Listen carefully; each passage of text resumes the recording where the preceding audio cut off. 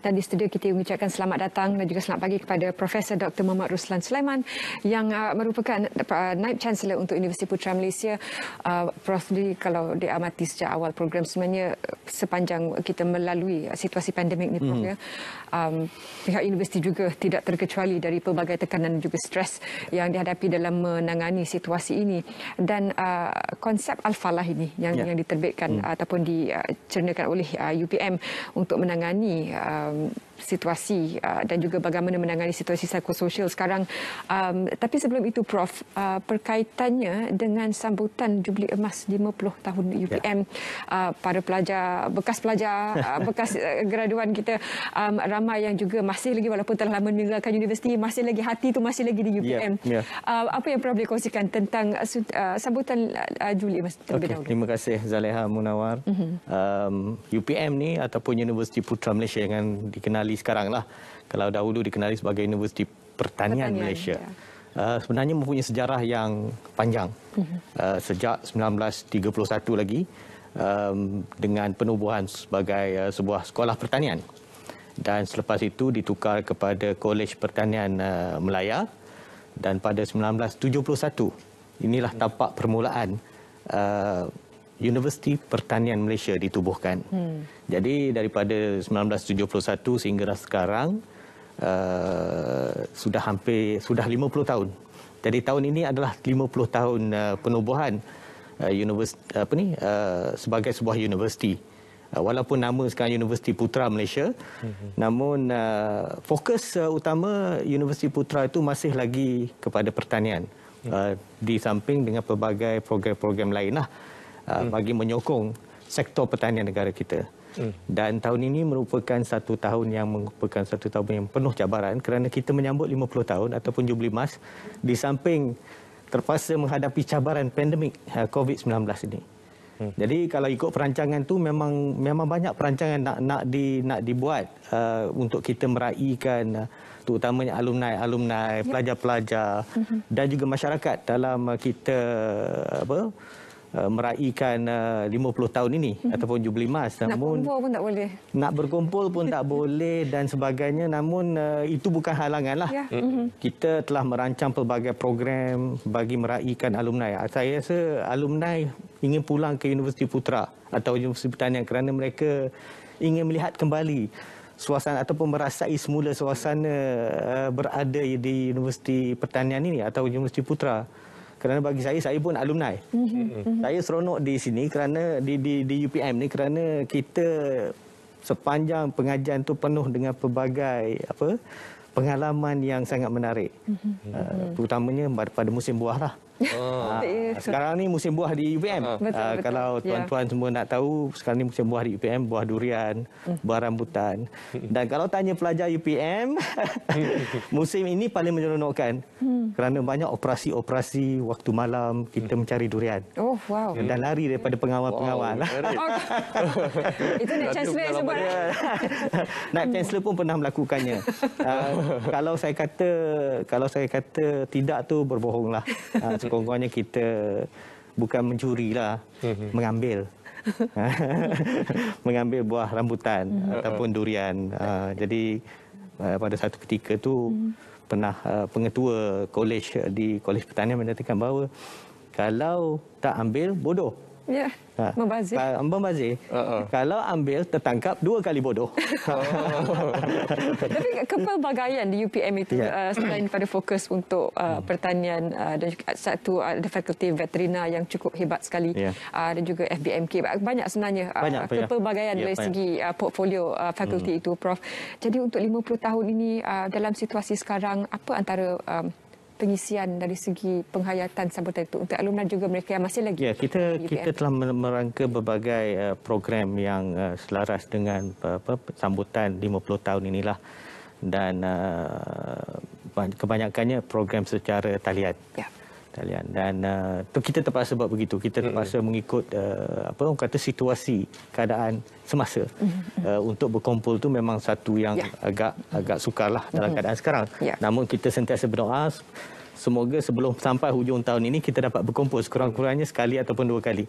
Jadi memang ada pelbagai program yang dilaksanakan oleh Pusat Perhubungan Alumni UPM bagi kita bersama-sama dengan alumni, pelajar dan juga masyarakat setempat dalam sambutan 50 tahun UPM ini. Dan kita juga berhasrat agar kita dapat merealisasikan visi UPM sebagai sebuah universiti yang orang kata bereputasi antarabangsa, yang luas dari segi jaringan industri dan masyarakatnya.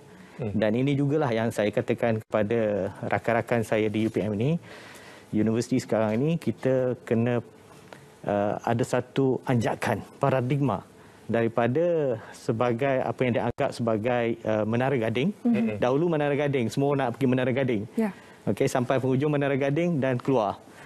Namun bagi saya sekarang ini dan juga rakan-rakan, kita berpendapat bahawa universiti kena tukar. Kena ada satu orang kata transformasi. Betul. Daripada sebuah menara gading kepada sebuah menara ilmu. Apa yang saya sebut menara ilmu ini adalah kita mencerna ilmu, kita meneroka ilmu baru, kita menghasilkan pembelajaran, pengajaran, menghasilkan graduan-graduan, dan pada masa yang sama kita nak apa yang kita laksanakan di universiti ini disampaikan kepada masyarakat. Kita perlu memberi satu sumbangan yang bermakna kepada masyarakat. Contohnya kalau penyelidikan dalam bidang pertanian, kita nak hasil ataupun output daripada pendidikan ini dapat diguna pakai oleh masyarakat, dapat dipakai oleh petani-petani. Ini yang saya sebutkan sebagai anjakan paradigma daripada menara gading kepada menara ilmu. Maksudnya ilmu itu diterokai, digilap, diaplikasikan dan diberi sebagai satu sumbangan institusi pengajian tinggi kepada masyarakat. Dan inilah yang saya sebut tadi, apa yang kita buat sekarang ini pun diperkasakan melalui moto yang kita sebut berilmu berbakti. Tak lari daripada itu. Kita ada ilmu dan kita memberi bakti kepada masyarakat ataupun dari segi penghasilan modal ihsan. Okey. Dan ini saya satu lagi yang bila dalam sambutan Jubli Emas ni kita nak semarakkan lagi semangat berilmu berbakti ini melalui seruan ataupun menggemakan seruan Al-Falah. Okay. Dan saya cukup tertarik dengan pernyataan daripada Prof. Dr. tadi, bagaimana transformasi daripada Menara Gading kepada Menara Ilmu. Dan juga, saya juga ingin menyentuh berkenaan menggema seruan Al-Falah dari Menara Ilmu. Jadi mungkin Prof boleh berikan penerangan berkenaan hal ini, signifikan pemilihan naratif ini. Naratif menggema seruan Al-Falah ni sebenarnya umpama kita dengar setiap hari lah. Okey, azan 5 kali sehari. Jadi seruan Al-Falah ini serupa saja umpama azan. Kita nak agar seluruh masyarakat, tak kiralah masyarakat dalam kampus ataupun di luar sana, sama-sama kita bergerak ke arah kejayaan. Okey, walaupun dalam keadaan yang sukar ini, ada pelbagai cara bagaimana kita boleh juga merealisasikan apa yang telah kita rancangkan dalam kita menuju kejayaan ini. Dan untuk itu juga saya telah bersama rakan-rakan telah menggariskan kata satu 5 strategi utama yang kita berpendapat bahawa dengan ada strategi ini kita dapat bersama-sama untuk menuju kejayaan. Kejayaan hakiki di dunia dan juga di akhirat terutamanya. Antaranya adalah strategi kita adalah untuk memacu pertanian berteknologi tinggi. Sebagai sebuah institusi pengajian tinggi yang telah lama, yang sangat berpengalaman dan mempunyai kepelbagian dari segi bidang tujahan, kita nak agar kita dapat memberi satu yang bermakna dalam terutamanya dalam bidang pertanian.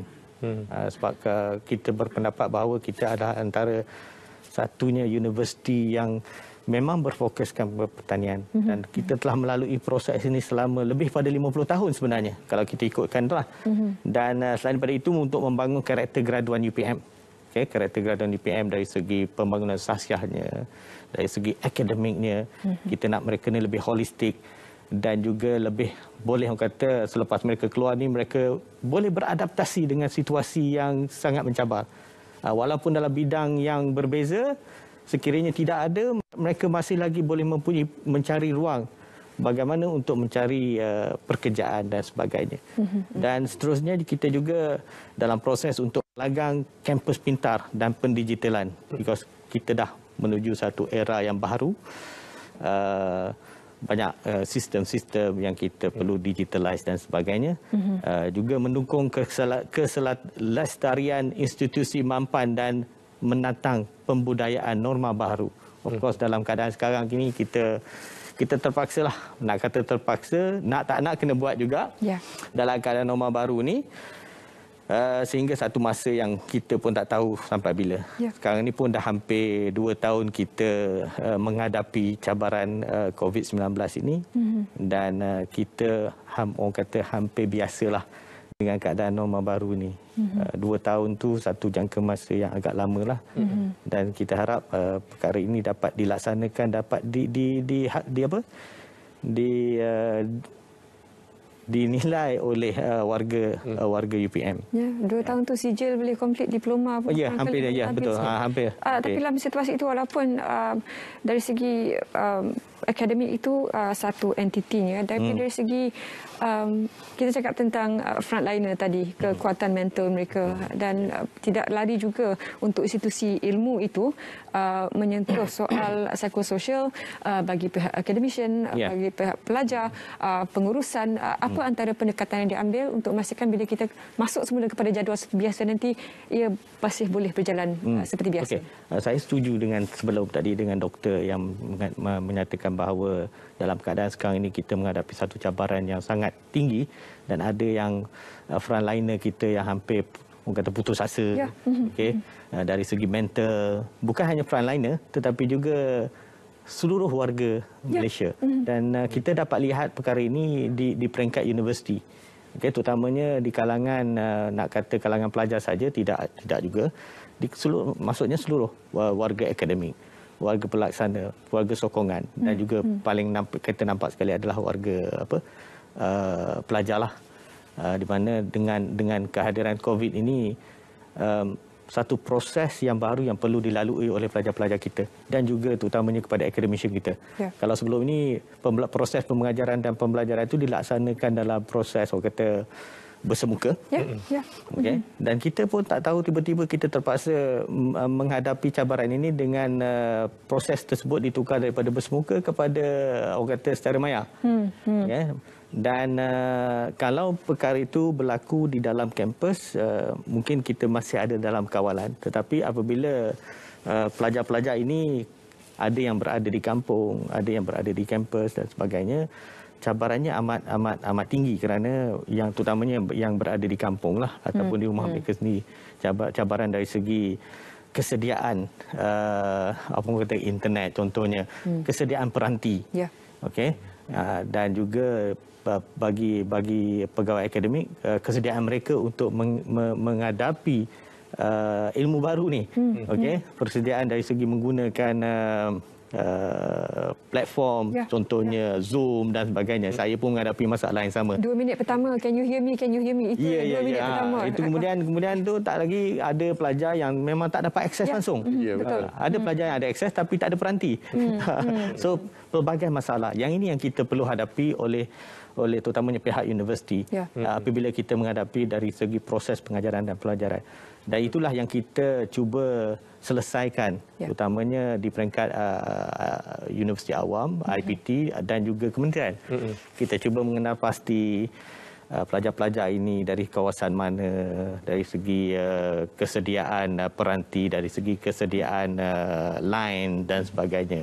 Dan itu cuba kita bantu mereka dari segi untuk mendapatkan bantuan dari segi untuk dapatkan contohnya handphone ataupun laptop kepada mereka, supaya mereka tidak ketinggalan dalam proses pembelajaran. Dan kita contohnya di UPM, kita mempunyai bahagian awal pelajar yang memantau pelajar-pelajar ini dari seluruh Malaysia. Dan itu dari cabaran dari sudut PDPR, proses pengajaran dan pembelajaran dilakukan secara maya akibat impak daripada pandemik COVID-19 ini. Dan kita lihat sebenarnya sambutan Jubli Emas 50 tahun UPM ini. Mungkin Prof juga boleh kongsikan kepada penonton apa antara hala tuju dan strategi baharu UPM dan dalam kita melihat hikmah daripada pandemik COVID-19 ini sebagai satu ejen pemacu transformasi kepada UPM untuk terus kekal ulung, bukan saja di peringkat negara tapi di peringkat antarabangsa. Saya lihat pandemik COVID-19 ini, walaupun ia bukan satu beban kepada kita, tapi saya tak lihat sebagai satu yang boleh menghalang kita dari terus bergerak ke hadapan. Sebab itulah yang saya sebut tadi al-falah. Walau cara macam sekalipun, kita mesti bergerak menuju kejayaan. Tidak ada masalah yang tidak boleh diselesaikan. Cuma ia mengambil masa yang tertentulah. Dan dalam kita menghadapi cabaran ini, of course, kita telah mempunyai perancangan jangka pendek dan jangka panjang. Terutamanya dari segi pembelajaran, pengajaran, dari segi penyelidikan, supaya proses ini tidak terganggu. Dan kita berharap apa yang kita rancang ini dapat direalisasikan oleh semua warga UPM lah, warga kampus. Dan kita juga menyediakan pelbagai bentuk sokongan psikososial, terutamanya kepada pelajar dan juga kepada staf yang terkesan. Contohnya kita mempunyai bahagian kaunseling yang sangat proaktif dalam mendekati pelajar, mendekati warga kampus, memberi mereka motivasi, memberi mereka nasihat. Dan kita juga mohon agar warga kampus dan juga pelajar-pelajar ini untuk jangan malu dan segan lah. Apabila menghadapi masalah, jangan menarik diri. Tapi cuba mencari jalan untuk mendekati mungkin rakan-rakan, ataupun sahabat-sahabat dan juga pensyarah-pensyarah yang ada, agar mereka boleh membantu menyalurkan kepada tempat yang bersesuaian lah, untuk mendapatkan khidmat nasihat dan sebagainya.